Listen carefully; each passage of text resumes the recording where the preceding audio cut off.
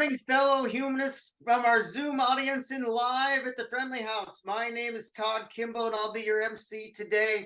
We had a spirited green room before the official meeting today. All kinds of dialogue, technical things happening, chatter, welcoming people from around the world here to HGP. Some of the best things happen in the green room before the actual start of the meeting. So I encourage people to join early because you really get the inner workings of HGP. Happy first Sunday of summer. It's an honor to be with you this morning. Just one story from the weekend. I was at the Lakeshore Learning Center yesterday in the border of Portland and Lake Oswego. I'm in the early stages of dating someone with a 4-year-old. And I'll tell you, he's a lot of fun. He built race cars and windmills and all kinds of things. And he was pretty independent in the way he played. Like sometimes he would go to a station, he'd be by himself. And then he would say, come play with me, come play with me. So it was a lot of fun. I haven't really dated anyone with kids yet before, so it's a whole new experience for me. But I am very energized this weekend. And it's just a pleasure to be with you this morning. A reminder that humanism is a rational philosophy informed by science, inspired by art, and motivated by compassion. It advocates the extension of participatory democracy and the expansion of an open society standing for human rights and social justice. Perfect. The reading is from the October 2023 Week magazine, and I'm wondering if the subject here may actually be a humanist without recognizing it. It's called Parton's Unlikely Style Icon. Dolly Parton's signature style, bouffant blonde hair, rhinestone-decked clothes, thick makeup, is as immediately recognizable as her music, said Emine Sander in The Guardian. It's a look the country superstar says she modeled on the town tramp, a woman in her hometown of Sevierville, Tennessee, who wore short skirts, low-cut tops, and shoes with plastic goldfish floating in the heels. I thought she was beautiful, says Parton, 77. When people would say, she ain't nothing but trash, I would say, well, that's what I'm gonna be when I grow up. Her sharecropper father hated the way the young Parton dressed, and her preacher grandfather whipped her for it. I didn't like being disciplined, but I've always been true to myself. I never cared so much that it keeps me from being me. Beyond glamour, the town tramp represented freedom to Parton. Her mother had 12 children by the time she was 35. Everywhere she looked, the young Parton saw women worn down by poverty and child rearing. I grew up with women knowing how to be good mothers, she says, but that was not what I felt God had in mind for me. Because somebody's got to entertain these people, to write songs about them. I can write a song as if I had a house full of kids, as if I got a cheating husband, though I never did. There's no thing in this world that's foreign to me. Thank you, Joyce, for a beautiful reading. Dolly Parton, both as a person and a professional, always been an inspiration to me. And as we know here at HGP, it's never too late to go to college. So if you ever decide to go back, we got a scholarship waiting for you. Our presenter this morning has done more to form, invigorate, and sustain HGP than just about anyone. He archived our 50-year history in a more detailed way than anyone has, and he served as a mentor to me as he was an MC for our organization for 7 years. In addition to being a high school English teacher, he has been a police officer, a professional speaker and trainer, a human resource manager, and a technical writer. He has presented to us over 25 times on topics like poetry, photography, and travels. He brings out our sensitive side. He makes us smarter, and he always engages us. Please welcome Robert Sanford. Okay, thank you so much for that nice, rich introduction. I want to share with all of you up there that I'm in formal dress here in Green Valley. I have a shirt on over my t-shirt, and that's about the end of it for formality in Green Valley. I'm delighted here to be invited. As I've said before, it's lovely to be invited. It's lovelier yet to be invited back. I have 3 poems for you this morning and an adjusted worksheet.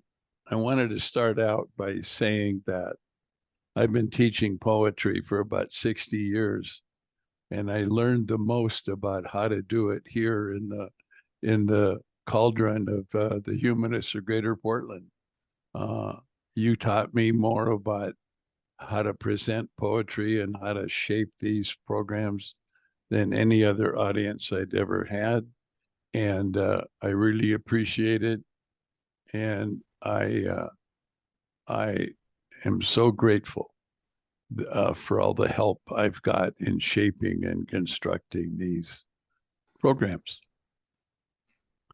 Got 3 poems for you today, but before I'll go back through the 5 tools that you've got. The screen on the left shows my adjusted 5 tools approach to poetry.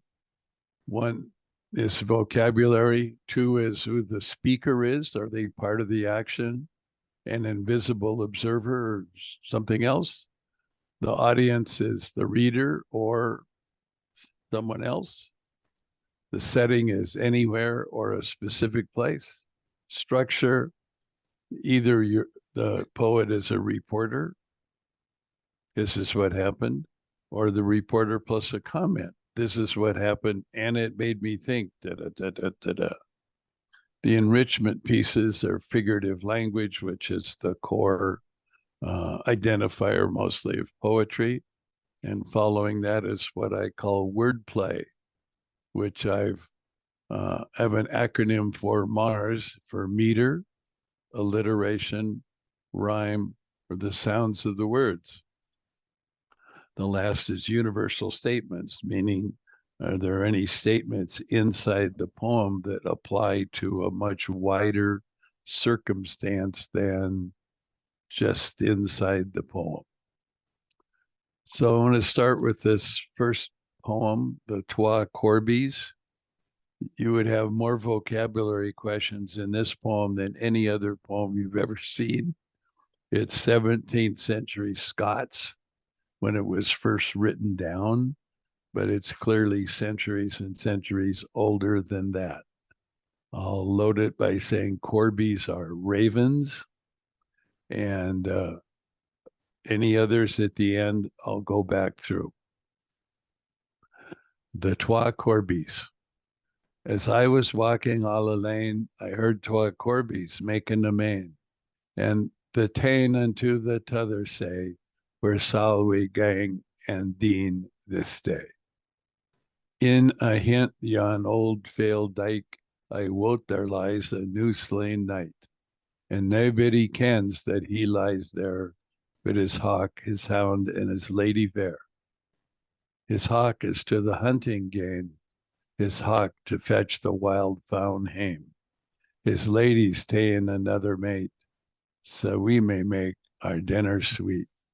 You'll sit on his white hosbane, and I'll pick out his body blueen. With a lock of his golden hair, we'll feek our nest when it grows bare.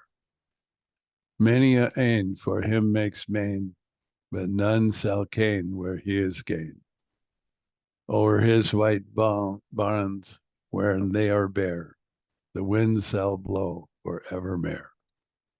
Any questions about the first stanza? Is that all pretty much clear? And the second stanza?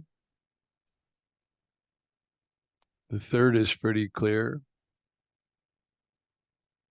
Oh, I'm sorry, line 5, old failed dike is just a wooden dike or an earthen dike to hold back water. I want to know is, you said, I heard Trois Corbies making a main. What's a main? Moan, a moan. Okay, all right. Thank you. Yeah. Good question, thank you. Is it pretty clear to everybody else what all the words mean? Great. No. Question? Okay, I assume twas two. Two. The two Corbies, the two ravens. Okay. So and a main, make making a main. Moan. He just answered that. Moan. But what is a moan? Oh, they were moaning. Moaning sound. Oh, a moan. Oh, yeah. Okay, second is speaker. Who is the speaker here? Who's telling you the poem? One Corby. Person walking. Yes, the person walking is I was walking all the lane. I heard twa Corbies. So the speaker is the man, woman walking by the two ravens. And they're not really part of the action, but they are a close observer. And the audience is the readers, right? And the setting, where does this poem happen? Scotland. Scotland. Right. And probably out in the country. Yeah, countryside. And There's a dike. behind the earthen dike. And the structure is the speaker a reporter, or does the reporter also add a comment? What do you think that comment was? Something about his family or his wife? I don't think he makes that there's another thing. Never mind. No, I know what you mean. I think perhaps the last two lines are more universal than the others, but that's a thin premise. Yeah. Okay, figurative language. Robert Frost says the poetry is the only place we can talk about one thing and mean another. Okay. Wordplay, meter, alliteration, rhyme, sounds of the words. I think the sounds of the words are lost here in the Scots. But any of the other factors here? Well, I like the sounds of the words. I thought Oh, that was yeah. the best part of the whole poem. Oh, yeah. Good comment. I think so too.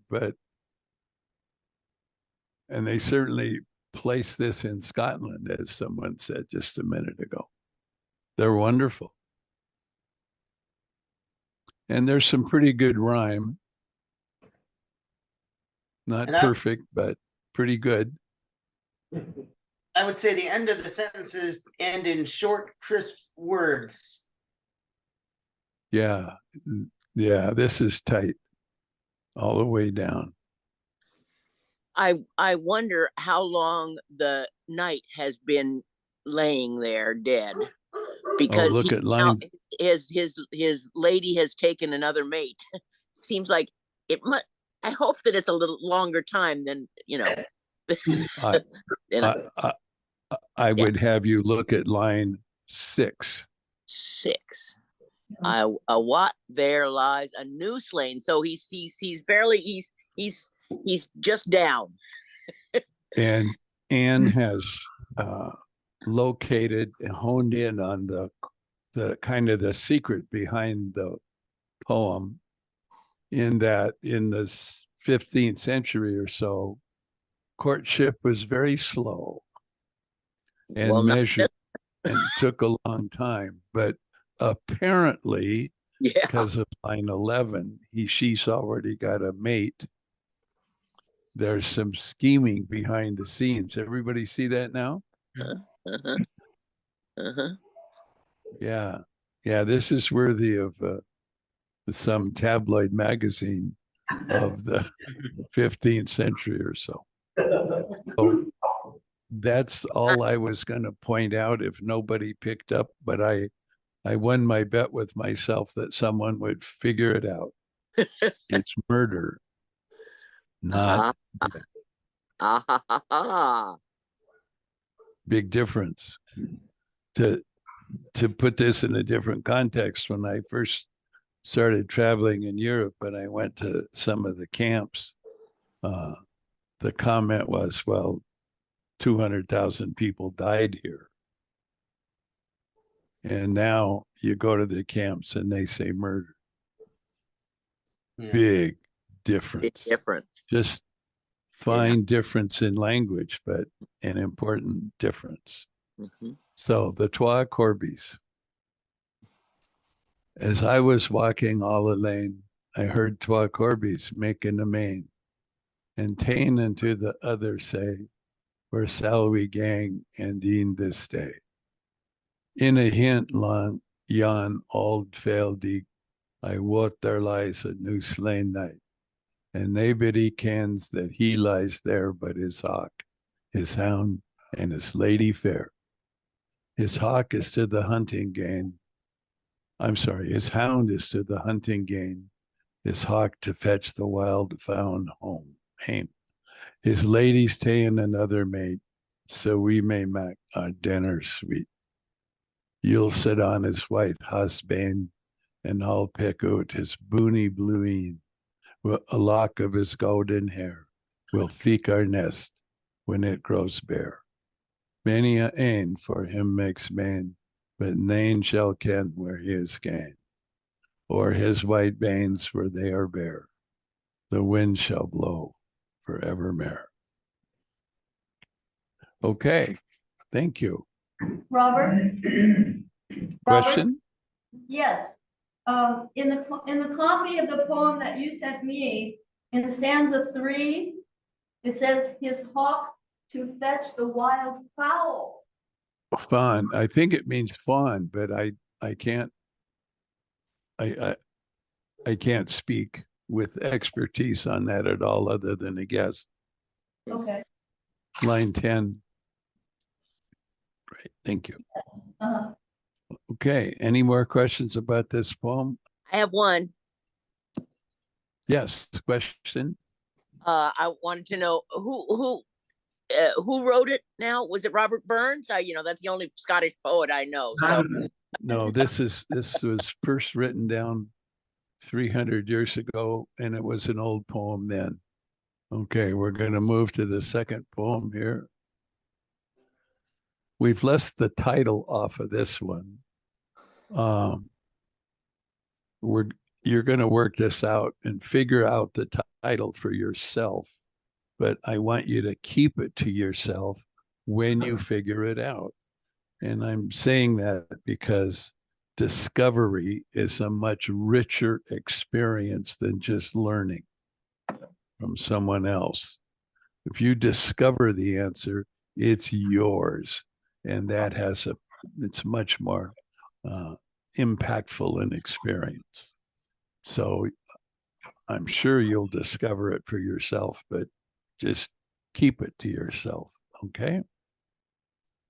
This is by G.K. Chesterton, who was a big man, lived about 110 years ago. He was 6'4" and 285 pounds. He was a good friend of George Bernard Shaw. And Shaw was skinny as a rail, as they say. And they ran into each other one day in town. And Chesterton said, "My God, Bernard, you look like there's a famine in London." And Shaw said, "And it looks like you caused it." And Shaw lived in the country in Wiltshire, I think, Hampshire, maybe. Anyway, he had a writing shed in his backyard. It's about 10 by 10, and he had it on a pivot, like a Dutch windmill, so he could turn it. So he was always had the sun on it. And he called it London. And when people just dropped by to see the great George Bernard Shaw, his secretary's wife, or whoever could say, "Oh, he's in London today." And they'd go home. So this Chesterton poem, blank, that unwearied prince of Colchester, growing more gay with age, and with long days deeper in laughter and desire of life, as that Virginia climber on our walls, flames scarlet with the fading of the year, called for his wassail, and that other weed, Virginian also, from the western woods where English Raleigh checked the boast of Spain. And lighting joy with joy, and piling up pleasure as crown for pleasure, bade me bring those three, the minstrels whose emblazoned coats shone with the oyster shells of Colchester. And these three played, and playing grew more fain of mirth and music, till the heathen came, and the king slept beside the northern sea. And I will share with you that those of you who think poets are deliberately obtuse, that this is a poem that's deliberately obtuse. So vocabulary, any vocabulary, I can think of one and now I can't see it. Oh, feign. The line toward the bottom. And playing grew more fain. Fain means pleasurable. Speaker, do we know who the speaker is? Yeah, some not the invisible observer. Yeah. Yes. And the audience is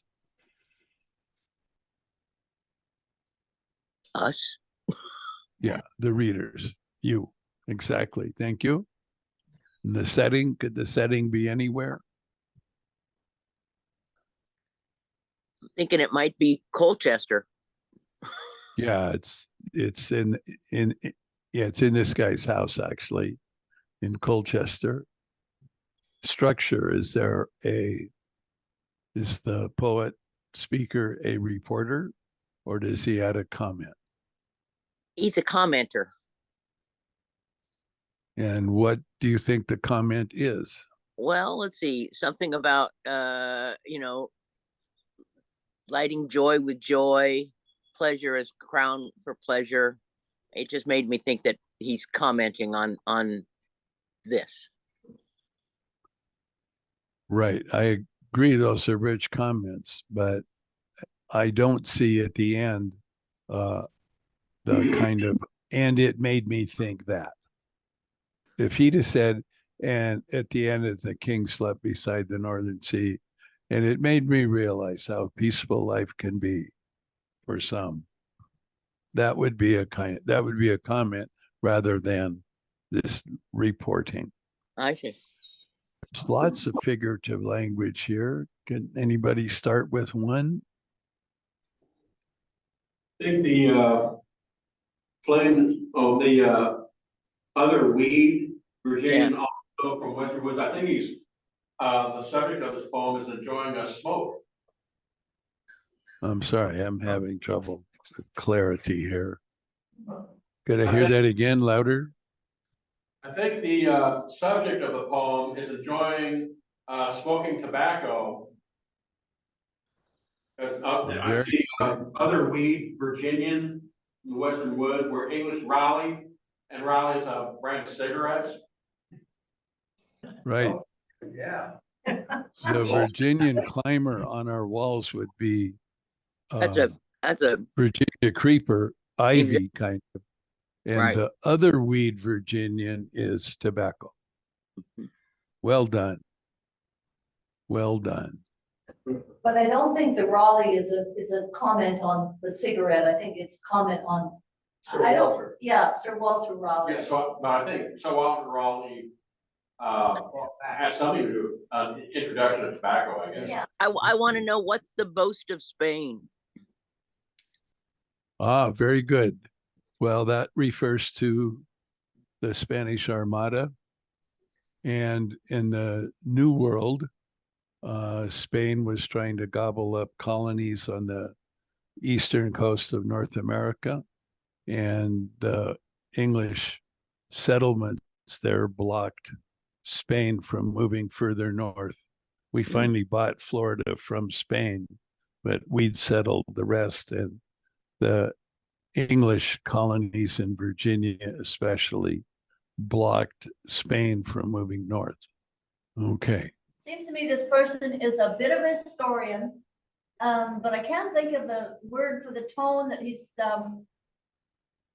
making a little bit of fun And also the whole idea of the Epicurean life, there's another word for that I can't think of. But you know, we can live that kind of a life, but we still have to succumb to something like the heathen. I have two questions. One had to do with the fact that this person has lived, this prince has lived a rather, again, I'm struggling with vocabulary, Epicurean life. Yes, Epicurean. Yes, and you get to do that, but then the heathen come, and the king slept beside the northern sea. I'm seeing two different time frames here that I'm having a hard time putting together. The heathen came, I believe that refers to the Vikings, and because they were called the heathen, and that was early, like the 600s, but now we're up to Sir Walter Raleigh in the 17th century, or am I talking Right. 18th? So the poem seems to move all over in terms of time. So if the poet already knows that Raleigh has checked the boast of Spain, we're in the 1600s, and but we have heathens in this country too. Yes. You know, all those millions of people that lived here before we invaded. I was I going to think say that the Indians or the Native Americans would be my take on heathen. Yeah, I just because of the geography. Any other, let's see, structure to figurative language, wordplay. Not there's no rhyme. Okay. It's kind of key in terms of rhythm, I think. What does the king slept beside the northern sea mean? Well, when he died, but it's odd that it wouldn't be the northern sea, except that, well, hang on a second. Colchester, okay, let's ask where Colchester might be. In England. And do you know why it's called Colchester? No. The Chester part means that was founded as a Roman military fort or post. All the towns and counties in England that end in Chester were originally sites of Roman military camps. So that puts this in England, and all these references are from England rather than, you know, North America. Would Colchester mean? I'm being. Would it be coal? You know, I mean the fuel. No, I doubt it. I think it would be more Roman, but it certainly could be. And this is a made-up name, so Colchester is a made-up name. I think so. Oh, I hadn't thought to check that out.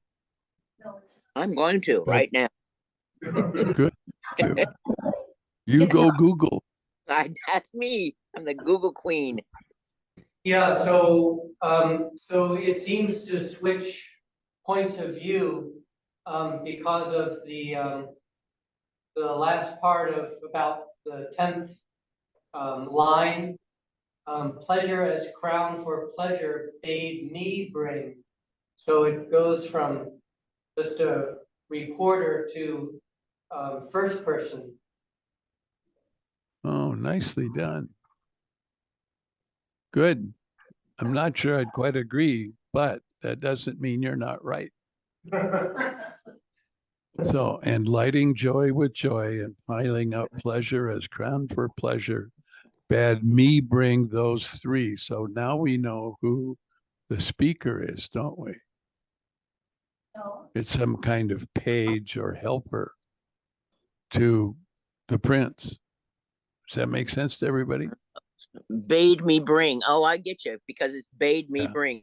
So he was an aide to the king, or yeah, and he was sent out to bring in the minstrels. And then he describes the concert, and it grew more pleasurable. That's what feign means. And I've always been disturbed by the heathen came and the king slept. Now, slept beside the northern sea almost suggests a grave, but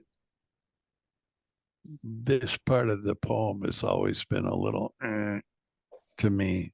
And And I've known about this poem since I was in college. Question. I just wanted to say that I checked it, and it is Colchester is a city in England. However, it is not in the north of England. It is down south. So Oh, okay. Thank you. You can't say that it's, you know, the king slept behind the northern sea had anything to do with Colchester. Right. Okay. Thank you. Mm-hmm. Could the heathen be death? I'm sorry? Death. Huh. Huh. Could the heathen be death? He said. Oh, I think that's always an option. And one of the classic things about poetry is sleep is death's second self, comes from Shakespeare. So let me start asking you a couple of what I think might be helpful questions. What do we know about this guy? His age. Do you mean the guy that's the recorder? No. No. No, the subject. I'm sorry, I wasn't clear. The king. The king. Is it the king? Yeah. Or the unwearied Prince of Colchester? Prince. What do we know about him? Age. Old. Growing more gay with age and with long days. So yeah, Right. old. So he's older. He could be a humanist, right? What's his status? Rich. Wealthy. Prince, yeah, he's royal. Yeah. What can you tell me about his house? Or would you call it a house? On the walls. Yeah. I think it's going to be pretty good size because he's the prince. Yeah. So the poem talks about his pleasures. Somebody share what the pleasures are? Smoking. Smoking. Music. Music. Gardening. I'm sorry? Gardening. Yeah. What? The ivy walls. The ivy walls. All that stuff. Laughter. So how many minstrels were there? 3. 3. And the pleasures are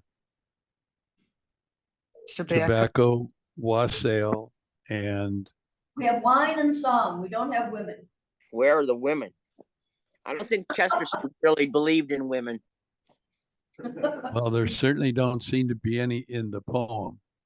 So how do you consume wassail? What is wassail? How do you make it? How do you drink it? Anybody? Isn't it like mead wine, like eggnog kind of stuff? Close in terms of time, but it's wine simmered. Yeah, it's warm. And then with spices and herbs and things in it. And you sometimes consume it in what it's made, I think, and passed around. So is it a glass that gets passed around? A bowl. That's right. So he likes tobacco. He likes music. And they're passing around a bowl of wassail. Anybody get figured out yet? No. So you're asking who this man is? Yeah. Is that what's his name? What's his name? John Smith. Old King Cole. I think that was good. Somebody said that. Yeah, who said that first? They deserve a big round of applause. Exactly. This is a deliberately obtuse version of Old King Cole. Oh, the merry old soul. Yeah, perfect. All for his Love that. All for his. Isn't that nice? Yeah. So I'll read the whole thing now. Cole, that unwearied prince of Colchester, Oh. growing more gay with age and with long days, deeper in laughter and desire of life, as that Virginian climber on our walls flames scarlet with the fading of the year, called for his wassail, and that other weed, Virginian also, from the western woods where English Raleigh checked the boast of Spain, and lighting joy with joy, and piling up pleasure as crown for pleasure, bade me bring those three, the minstrels, whose emblazoned coat shone with the oyster shells of Colchester. And these three played, and playing grew more fain of mirth and music, till the heathen came, and the king slept beside the northern sea. G.K. Chesterton. Why is King Cole referred to as a prince? Yeah. I'm sorry, Anne, could you transcribe or repeat? Oh, Because he I said, have you clearly what people say. why is old King Cole designated a prince instead of a king? It might have been to add to the mystery a little bit. It's all I can think of. If it had been the king of Colchester, that's pretty close to old King Cole, I think. Chesterton wrote a lot of nursery rhymes as or little songs like this as currently favorite famous poets would. And this, he claims, is Alfred Lord Tennyson's version of Old King Cole. Tennyson's the man who wrote Charge of the Light Brigade. And one of my favorite poems called Ulysses, but it's 3 pages long on these screens. So you'll have to go look it up yourself, but it's just absolutely wonderful. Okay. Boy, are we running fast. The next poem. This is a poem called Errol Flynn. It's by Amanda McBroom, who wrote The Rose. And I don't know if you remember the MASH episode where the USO troop comes to visit. It's a double episode. And there's a red-headed piano player that Charles Emerson Winchester fancies. And that was Amanda McBroom. She's been in a lot of TV programs like that. And this is about her father, Errol Flynn, in a hall, on a wall, in a house in Reseda. There's a poster held up by 2 nails and a pin. It's my daddy, the actor, about to die with his boots on. He's the man standing up there beside Errol Flynn. He got 3rd or 4th billing at the end of each picture, but that don't mean much, he would say with a grin. But he'd hold my hand tight as he pointed his name out. Only 4 or 5 lines down below Errol Flynn names. Now fame it is fleeting and stars, they keep falling and staying right up there. That's the business of art.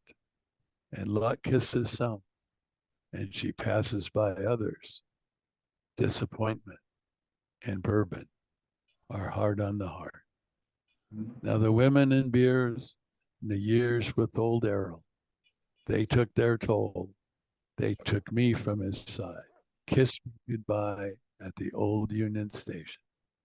It's the last time I saw him. It's the last time I cried. Now I'm sitting alone in a house in Reseda, watching the late show as the moonlight shines in. And up on the screen, well, here comes my daddy.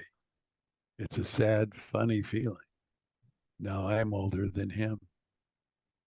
So you daddies and daughters, you sons and your mothers, remember life's over before it begins. So love one another and stand close together, as close as my dad did to old Errol Flynn. Isn't that a nice piece of business? Yeah. Yeah, this woman's whole life here in 30 lines, 29 lines. Yeah, amazing. So Any vocabulary we don't know in this one? Yeah, Reseda is one of the 85 suburbs of Los Angeles. Los Angeles, yes. Yeah, and the speaker. What do we know about the speaker? They part of the action? The daughter of an actor. Yeah. Anybody reading the poem, right? The readers. Thank you. The setting? A house in Reseda. Reseda. Yeah, Okay. she's at home. Yeah. And the structure, is there a reporter or reporter plus a comment? Reporter plus a comment. Yeah. She's teaches something. Yeah, the last stanza is a clear comment. Mm-hmm. Figurative language. Anything that pointing at something else? I don't think so. I think it's all very,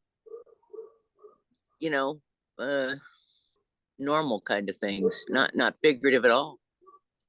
Yeah, it's pretty straightforward. I think there are some little suggestions, but It's kind of a metaphor for dying when you're still busy, you're still involved.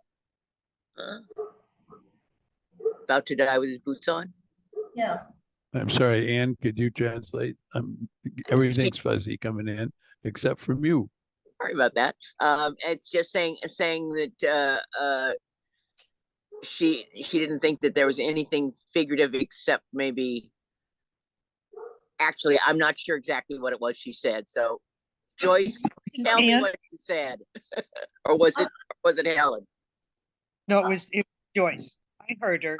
I'm waiting for a mic, Ann. Okay, just a sec. What I was saying is that about to die with his boots on indicates, I mean, it's well means, but it's still figurative. It means he dies while he's still involved. He's still active. He hasn't given up. He's dying with his boots on. He's still in there fighting. Wonderful, thank you. And luck kisses some seems figurative to me, but it's pretty brief. I have one comment in the chat, Robert, from Sheila. She says, love the rhythm and feelings of this poem. Nothing subtle, easy to listen to. Mm-hmm. Oh, good. Yeah. This is a song on YouTube with her singing it. Really? And I so would who was her recommend father? it. Who was her father? Actor named David Bruce. David Bruce. Okay. Question about vocabulary, sort of here, Robert. Errol Flynn, in current view of history, is viewed as a controversial figure, something of a scoundrel, perhaps. Did she pick Errol Flynn besides any of the other actors this fellow must have worked next to, because of that he spent his life supporting people who were of dubious worth? No, she picked it just because I don't think it was his negative dark side. I think it was just he was up on the screen with her dad, and he was well known and her dad wasn't. She describes him in the first part of her video as one of the top BBB actors. So one of the very top of the B list movie stars is probably a stretch. She talks about her dad, but it's her dad. Oh, I just said I'm looking at up David Bruce, and I recognize him from all of his movies. So yay. Oh, okay then. So yeah, Al, I think it's just because he's standing next to somebody who's really famous, which casts some kind of secondary light on him. But the disappointment and bourbon are hard on the heart. That could have been after a day's shooting. So maybe with Errol Flynn, maybe not. There are a lot of movies together. And I'm sure that was partly Errol Flynn's doing. Okay. A medical statement. What's a medical statement? Disappointment, bourbon, are hard on the heart. Disappointment and bourbon are hard on the heart. Oh. What's that, Ann? He said disappointment and bourbon are hard on the heart. Was something about a medical statement. Oh, yeah. Well, the bourbon's medical, and disappointment certainly shadows that as well. But I think the heart does. I don't know that it means the medical heart. I think it means the the heart of someone. Oh, sure. Or both. Both. So I want you to look at line 19. They took their toll. They took me from his side. Right. Okay. Everybody got that one? Yeah. I want you to change it to make it a stronger statement. He left me. He left her. Yeah. Yeah. There. Very good. Mhm. They took their toll. They took him from my side. And see how that makes that a stronger poem? Mhm. Yeah. They took me from his side. That's what she thought about it. And yet we say they took him from her side. Exactly. But there's a, it's And a different I'm surprised. perspective. Yeah. As good a poet as she is, I mean, she wrote The Rose. Maybe she just couldn't blame him. Right. Right. It seems like, there are many ways to say things, and when you put in something like that, that's a deliberate softening of it. It's like saying, I can't say that I don't disagree with you. That oh yeah, we're she's forgiving it all because yes, because it's just one of those things that fate ordained or something like that. That this is the way things work out. Nobody can keep this from happening. I guess it's an inevitable thing. Yeah, she forgives him. Yes, she forgives him. She didn't tolerate it necessarily. She had to leave his side. But she forgives him. Or perhaps maybe there was a divorce or something involved in that there was a family separation and that maybe the women in Beers caused a family separation and she was separated from him because the family split. Well, there's clearly a mother there somewhere who's not there anymore. Right. She also, by the way, if you look at one of her albums, has a song about her mother, and it's lovely too. I don't have it with me, although I have some other poems to share with you today because you blew through these so fast. Yeah. Just a measure of all the education and smart people out there. Yeah. Robert, I'm looking to that line 21. That's the last time I saw him. It's also the last time I cried. Like she's forgiven him, but she's not, it hasn't ruined her life. It hasn't, the sorrow abated. That's the last time I cried. Yeah. Good point. Yeah. She felt that level of emotion about anything. Yeah. Well, that's true. If you block out the pain, you block out the pleasure. When she says watching the Late Show, is that just slang for a movie, or is that specific to a particular program? No, she's watching one of her dad's movies. Okay. And I'm not sure why she capitalized Late Show, because it gets confusing with programs that are called that. Exactly. But she's up there, or he's up there on the big TV screen in Waseda. What does he mean by life's over before it begins? Yeah, I've always thought that was a dopey line, but I think there's better ways to say that. Ignore it. Yeah. But it's a way of saying life's short. Life is very short. Right. Yeah. And it's a cliche, and I mean, you've seen it and heard it lots and lots of times. Yeah. But I agree that they're just saying that things happen faster than you want them to, and pretty soon you're wondering where it all went. But yeah, that last time I cried business is tough. You think about the fallout. I mean, this is her whole life. Yeah. She lost her father. From when she was young enough and small enough to hold his hand, and he pointed his name out. Okay, Errol Flynn, in a hall on a wall, in a house in Reseda, there's a poster hung up by 2 nails and a pin. It's my daddy, the actor, about to die with his boots on. He's the man standing up there beside Errol Flynn. He got third or fourth billing at the end of each picture, but that don't mean much, he would say with a grin. But he'd hold my hand tight as he pointed his name out. Only 4 or 5 names down below Errol Flynn. Now fame, it is fleeting. Stars, they keep falling. And staying right up there, it's the business of art. And luck kisses some, and she passes by others. Disappointment and bourbon are hard on the heart. Now the women and beers and the years with old Errol, they took their toll. They took him from my side. He kissed me goodbye at the old Union Station. It's the last time I saw him. It's the last time I cried. Now I'm sitting alone in a house in Reseda, watching the late show as the moonlight shines in. And up on the screen, well, here comes my daddy. It's a sad, funny feeling.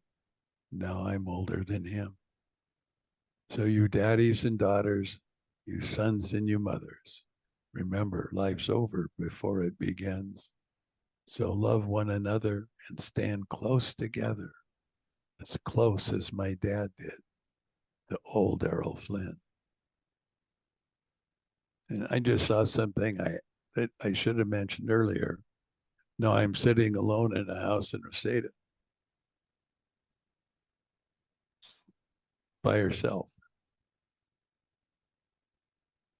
which could be fallout or could be lots of other things, but it's sitting there. Okay. I'd like to disagree with your editing of her poem. I think it's stronger the way she wrote it, because the poem is talking about the world from his point of view, not from her point of view. And to suddenly switch and say how it looked from her point of view is wrong. It was right that they took her from him. Good point. Good point.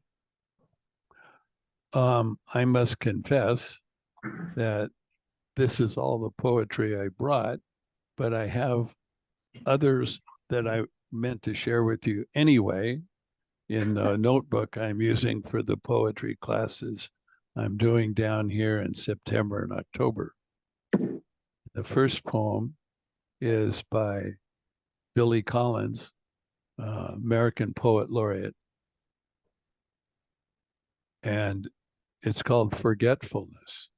The name of the author is the first to go, followed obediently by the title, the plot, the heartbreaking conclusion, the entire novel, which suddenly becomes one you have never read, never even heard of, as if one by one the memories you used to harbor decided to retire to the southern hemisphere of the brain, to a little fishing village where there are no phones. Long ago, you kissed the names of the 9 muses goodbye and watched the quadratic equation packets bag. And even now, as you memorize the order of the planets, something else is slipping away. A state flower, perhaps, the address of an uncle, the capital of Paraguay, whatever it is. You are struggling to remember. It is not poised on the tip of your tongue, or even lurking in some obscure corner of your spleen. It has floated away down a dark mythological river whose name begins with an L as far as you can recall, well on your own way to oblivion, where you will join those who have even forgotten how to swim or how to ride a bicycle. No wonder you rise in the middle of the night to look up the date of a famous battle in a book on war. No wonder the moon in the window seems to have drifted out of a love poem that you used to know by heart. That's Forgetfulness by Billy Collins. And I have some more poems to read. Fire and Ice, Robert Frost. Some say the world will end in fire. Some say in ice. From what I've tasted of desire, I hold with those who favor fire. But if it had to perish twice, I think I know enough of hate to say that for destruction, ice is also great and would suffice. George Gray is one of the Spoon River residents up in the cemetery. I've done a lot of Spoon River for you all over the years, and I don't think I did this one. George Gray. I have studied many times the marble which was chiseled for me, a boat with a furled sail at rest in a harbor. In truth, it pictures not my destination, but my life. For love was offered me, and I shrank from its disillusionment. Sorrow knocked at my door, but I was afraid. Ambition called for me, but I dreaded the chances. Yet all the while I hungered for meaning in my life. And now I know that we must lift the sail and catch the winds of destiny wherever they drive the boat. To put meaning in one's life may end in madness, but life without meaning is the torture of restlessness and vague desire. It is a boat longing for the sea and yet afraid. Mrs. Kessler, one of my favorite Spoon River characters, is next. I can just picture her. What a remarkable woman she is. Mr. Kessler, you know, was in the Army, and he drew $6 a month as a pension and stood on the corner talking politics or sat at home reading Grant's memoirs. And I supported the family by washing, learning the secrets of all the people from their curtains, counterpanes, shirts, and skirts. For things that are new grow old at length, they're replaced with better or none at all. People are prospering or falling back, and rents and patches widen with time. No thread or needle can pace decay, and there are stains that baffle soap, and there are colors that run in spite of you, blamed though you are for spoiling a dress. Handkerchiefs, napery have their secrets. The laundress, life, knows all about it. And I, who went to all the funerals held in Spoon River, swear I never saw a dead face without thinking like it looked like something washed and ironed. Well, I'll read the last one. You can guess the title. It's going to be easier than Cole was, although you jumped on that. That was wonderful. Stilted creatures, features fashioned as a joke, boned and buckled, finger painted. They stand in the field on long pronged legs as if thrust there. They airily feed, slightly swaying like hammer-headed flowers. Bizarre they are, built silent and high, ornaments against the sky, ears like leaves to hear the silken rushing of the clouds. Title, anybody? I don't know the title, but that poet has to be Gerard Manley Hopkins. Ah, well, I guess I fooled you, although Hopkins is wonderful and does write like that. He's got a poem about a goshawk, and the first stanza of the poem is really fluttery, like a raptor taking off. Anybody else? Nope. Read it again, Robert, so we can try again. Stilted creatures, features fashioned as a joke, boned and buckled, finger painted. They stand in the field on long pronged legs as if thrust there. They airily feed, slightly swaying like hammer-headed flowers. Bizarre they are, built silent and high, ornaments against the sky, ears like leaves to hear the silken rushing of the clouds. Is it water towers? No, it's a critter. It's giraffes. Oh, Okay. Isn't that right. a nice little poem? yes. What's the name of that poem again, Robert? Giraffes. That's the by a title of the poet poem? named Okay. It's by a poet named Cy Khan, Sykhan, and it's in that wonderful collection, Reflections on a Gift of Watermelon Pickle, which is a lot of light verse like this one, though it has a couple of darker ones too, but it's a wonderful source if you want to noodle around and learn some new poems. Reflections on a Gift of Watermelon Pickle. I don't know anything about Sykhan other than that yet. I was gonna say that I what I really love is all the alliteration in it, you know, all and the figurative language in it. It's really nice, really nice. Exactly. Okay, I guess that's it for. Wonderful, Robert. It was wonderful. Thanks, Thank you Helen. so much, Robert. Thanks, Todd. You always do an amazing job of giving us different perspectives, and we start out when we think we know what the poem is, and then it gets so much deeper, and it's been that way every time you present it to us. Thank you so much.